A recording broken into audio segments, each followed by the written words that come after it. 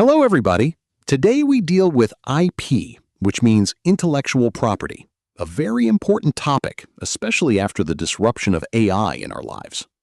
Intellectual property, IP, encompasses intangible assets like company names, creative works, and proprietary formulas or techniques. Laws exist to protect the rights of IP owners, ensuring fairness and preventing unauthorized use or reproduction of their creations. The Digital Millennium Copyright Act, DMCA, is a comprehensive United States copyright law enacted in 1998 to address copyright issues arising from the rapid growth of the Internet and digital technologies. It criminalizes the production and dissemination of technology, devices, or services intended to circumvent measures that control access to copyrighted works, as well as the act of circumventing such measures. Additionally, the DMCA provides safe harbors from liability for Internet service providers and online platforms that host user-generated content, as long as they comply with certain requirements, including implementing a notice and takedown procedure for addressing copyright infringement claims. There are four major forms of intellectual property protection: copyright, trademark, patent, and trade secret. Copyright protects original creative works, such as books, music, software, movies, and architectural works. It generally lasts for the life of the author plus 70 years and protects against unauthorized copying or piracy. Copyright protection usually applies automatically when the original work is created. Trademarks protect words, names, slogans, and logos that identify a brand. A trademark lasts for 10 years, but can be renewed indefinitely. Its main threats are counterfeiting and dilution, such as when a brand name becomes a generic term. Patents protect inventions, including processes, machines, and manufactured items. A patent generally lasts for 20 years and requires the invention to be new, useful, and non-obvious. It protects the inventor against unauthorized use, known as patent infringement. Trade secrets protect confidential business information, such as formulas, recipes, processes, and proprietary methods. They can last indefinitely, but only as long as the information remains secret and is properly protected, often through controls such as NDAs and confidentiality agreements.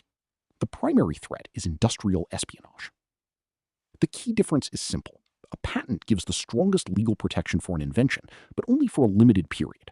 A trade secret can last indefinitely, but once the secret is lost, so is the protection. There are four prevalent types of license agreements in use today.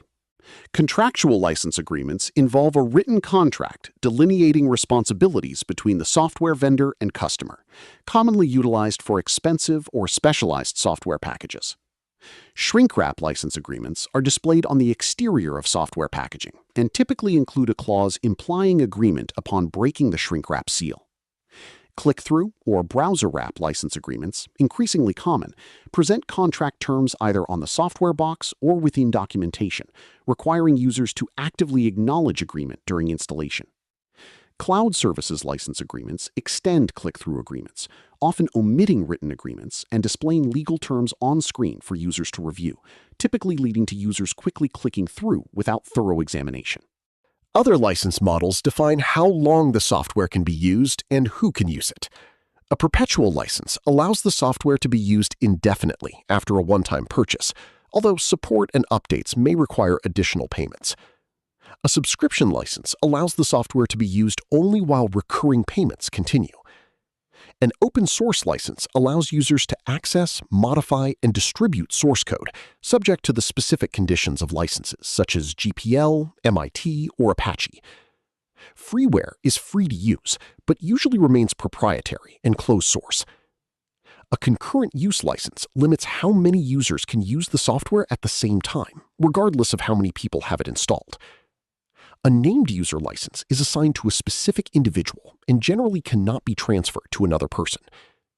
Finally, an enterprise license agreement, or ELA, is a negotiated agreement designed for large organizations, while an end-user license agreement, or EULA, defines the rights, restrictions, and responsibilities of the individual user.